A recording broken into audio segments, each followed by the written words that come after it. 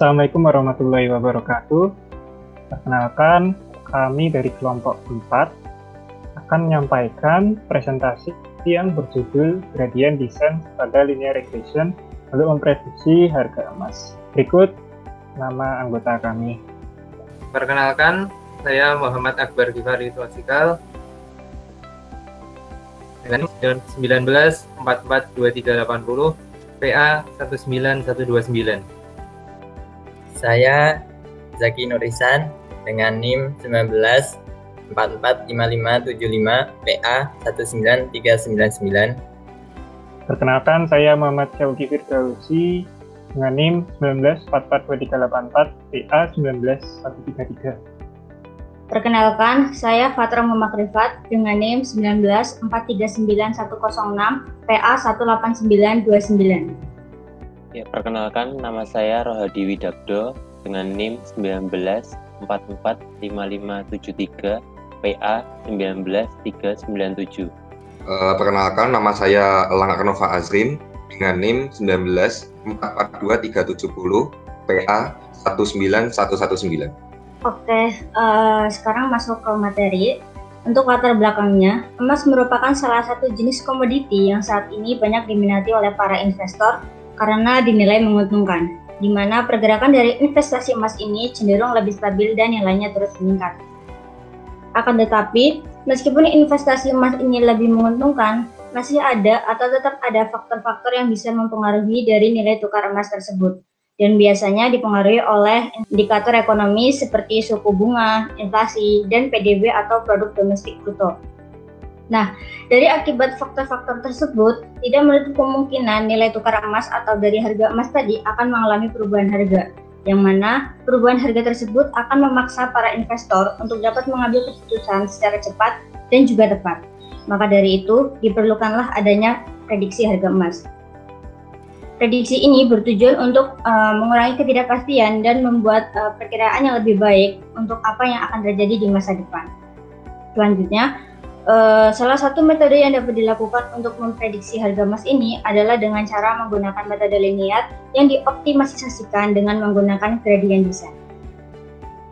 Nah, selanjutnya adalah metode dari steepest descent, yaitu metode steepest descent adalah metode iteratif yang merupakan metode gradient sederhana untuk pengoptimuman suatu fungsi. Nah, optimasi diartikan sebagai proses mendapatkan keputusan terbaik yang memberikan fungsi maksimum atau minimum yang menentukan solusi yang tepat. Masalah pengoptimuman dapat dikategorikan dalam dua bagian, yaitu pengoptimuman berkendala dan pengoptimuman nirkendala. Nah, untuk masalah emas, terutama masalah optimasi nirkendala, dengan banyak variabel seperti permasalahan pergerakan harga emas, terdapat masalah yang tidak dapat diselesaikan dengan metode analitik. Oleh karena itu, diperlukan metode numerik untuk menyelesaikan masalah tersebut. Nah, umumnya metode numerik yang digunakan untuk masalah pengoptimuman umumnya bersifat iteratif. Salah satu metode iteratif yang digunakan adalah metode pencarian steepest descent untuk linear regression. Nah, ini telah disinggung tentang linear regression. Nah, metode regression proses menghasilkan hasil dengan cara menganalisa hubungan antara variabel dan bagaimana mereka memiliki efek kepada satu variabel dengan variabel yang lain. Sebenarnya, linear regression itu adalah metode untuk mengetahui pengaruh antara satu atau beberapa variabel terhadap satu variabel. Nah, tujuannya apa? Tujuannya itu untuk memprediksi nilai dari variabel independennya atau sebagai prediktor dengan mengamati apakah nilai dari variabel dependen mengalami kenaikan atau mengalami penurunan. Nah, data yang digunakan di sini adalah data yang berskala interval maupun berskala rasio. Seperti itu. Formula untuk suatu fungsi f dapat dicari nilai minimumnya dimulai dari sembarang titik x dengan persamaan xt plus 1 sama dengan xt dikurangi alfa dikali 16 fx. di mana xt plus 1 sama dengan next position parameter, xt sama dengan current position parameter, alpha sama dengan learning rate, dan 16 fx sama dengan turunan parsial untuk tiap parameter di fx. Nah, untuk aplikasi penerapan gradient descent pada linear regression, gradient descent digunakan untuk mencari parameter m dan b, di mana m adalah kemiringan dari suatu garis dan b adalah titik potong antara garis dengan sumbu y. Yang pertama, mencari cost function antara nilai aktual dengan nilai prediksi. Untuk rumusnya adalah error untuk m dan b sama dengan 1/n sigma i sama dengan 1 menuju n y i dikurangi mxi plus b kemudian dikuadratkan. Alasan kenapa dikuadratkan adalah agar error memiliki hasil yang selalu positif dan dapat diturunkan. Kemudian mencari turunan parsial untuk tiap parameter. Turunan dari fungsi error yang dikuadratkan dapat dilihat di dua persamaan yang ada di presentasi. Kemudian setelah mendapatkan turunan parsial untuk masing-masing parameter, kemudian kita menghitung gradient descent untuk next position, di mana untuk gradiennya dengan rumus mt plus 1 sama dengan mt plus alpha kali 16f untuk m.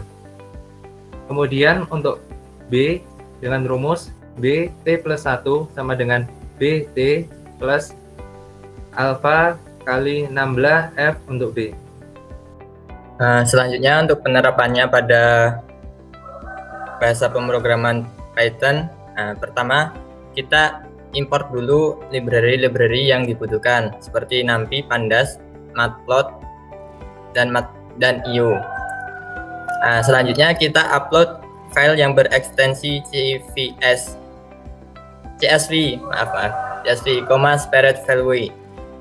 Terus setelah itu kita plotting dulu kolom 0 ke variabel x dan kolom 1 ke variabel y.